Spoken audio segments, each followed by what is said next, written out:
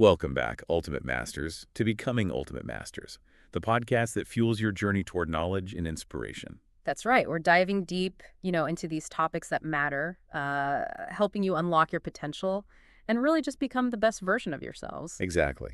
And today we're taking on a fascinating and thought-provoking narrative. One that has sparked countless conversations, and that's the story of Yakub. We're going to be unpacking this intricate tale, exploring its origins, and examining its connection to broader ideas about human origins and diversity. So get ready to open your minds and think critically as we unravel this complex and often controversial story. The source material for this deep dive, it's coming from a YouTube video. The title is The Scientist Who Changed History Forever, Yakub, The Untold Story. And the channel is OSM Vision. Okay, so let's start with the basics. What exactly is this Yakub story, and why has it captivated so many people? At its core, the story revolves around this figure named Yakub, a brilliant scientist. But get this, he's depicted as having two brains, and he's driven by a desire for revenge. After experiencing rejection and ostracism from his community, his solution, pretty audacious, to create a whole new race of people. Two brains and creating a new race. This already sounds like something out of a science fiction novel. How does he even go about this ambitious plan? So according to the video, Yakub sets out on this 600-year experiment involving selective breeding and genetic engineering, a process that is described as grafting, and the goal to manipulate genes and ultimately create a race that possesses very specific physical characteristics. Wait, hold on. 600 years. That's a long time to dedicate to a revenge plot. Tell me more about this genetic manipulation. What exactly is he changing? So the video describes Yakub meticulously manipulating genes to change skin pigmentation. It outlines these distinct stages in the process, starting with the dark skin and progressing through various shades, ultimately to achieve a pale complexion. Oh, wow. So it's like he's trying to engineer a specific look for this new race. That's pretty intense, that level of control. It gets even more unsettling. The video describes how Yakub eliminates any offspring that don't fit his predetermined ideal. So it raises some serious ethical questions. About playing God and manipulating life to fit a specific vision. Yeah, that's definitely a disturbing aspect of the story. It's clear this narrative delves into some profound and potentially controversial themes. Absolutely. But before we go any further, we need to understand where this story originates and the context surrounding it. The video introduces us to this concept called Shambhala, a hidden inner world within our planet. A hidden world. Yeah. Like a secret civilization underground. This is getting more and more intriguing. That's right. And according to this narrative, Shambhala is inhabited by these advanced beings. They're divided into distinct groups. So you have the Donaku, described as melanated beings, the Diros, characterized as obese beings, and then the Teros, who are depicted as cone-headed beings, acting as mediators between the other two groups. Cone-headed beings. This is definitely taking us into some uncharted territory. Where does Yakub fit into all of this? So the video explains that Yakub is born from a forced marriage between a Donaku leader and a Teros woman, seeking peace between the warring factions. This mixed heritage plays a very significant role in the story, contributing to Yakub's unique appearance, intellect, and ultimately his motivations. So Yakub's a hybrid, a product of these two distinct groups. That certainly adds another layer of complexity to his character. I'm still curious, though. How does a story that starts with this hidden inner world and these different beings, how does it lead to Yakub's 600-year plan? Well, Yakub's mixed heritage isn't exactly embraced by those around him. The video emphasizes the constant teasing and ridicule he faces because of his unusual appearance, and this rejection fuels his desire for revenge, and it's this deep-seated anger that drives him to create a new race, one that represents everything his own people are not. Wow, that's a powerful and somewhat tragic backstory. Sounds like he's internalized this rejection and channeled it into an incredibly ambitious and ultimately destructive plan. Precisely. And this is just the beginning of Yakub's story. The video delves into even more fantastical elements, including potential influence from extraterrestrial beings called Pleiadians, who may be telepathically communicating with and manipulating Yakub. Extraterrestrial influence. This just keeps getting more and more fascinating. It seems like this narrative touches upon these themes of isolation, ambition, and really the consequences of unchecked power, all within this framework that blends science fiction, spirituality, and historical illusions. I'm eager to explore those themes further. Yes, and as we unravel the rest of the story, we'll unpack those themes and examine the deeper implications of this very captivating and controversial narrative. Welcome back, Ultimate Masters. So we've laid the groundwork for understanding Yakub, brilliant but ostracized scientist, harboring this deep desire for revenge, and he embarks on this incredible 600-year journey to genetically engineer a new race of people. Yeah, it's a story that really pushes the boundaries of, our imagination. So where does this epic journey take him? And how does he manage to carry out such a complex plan over centuries? Well, the video describes a long and challenging voyage, with Yakub's followers navigating primarily around the continent of Africa, and they encounter various obstacles and setbacks as they work tirelessly toward fulfilling Yakub's grand vision. Sounds like an incredible feat, Yeah. even within the context of this narrative.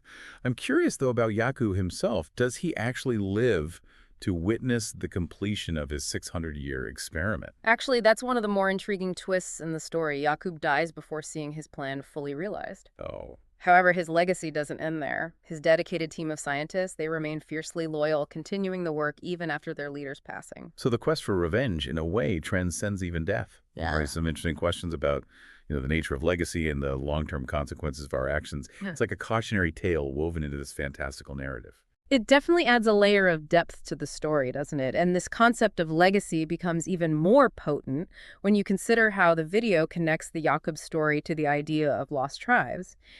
It suggests that certain groups present today are the direct result of Yakub's genetic experiments. That's a bold claim, to say the least, and one that undoubtedly sparks controversy and debate. But it also highlights how stories, even those rooted in mythology, can be used to explain these complex historical and societal phenomena.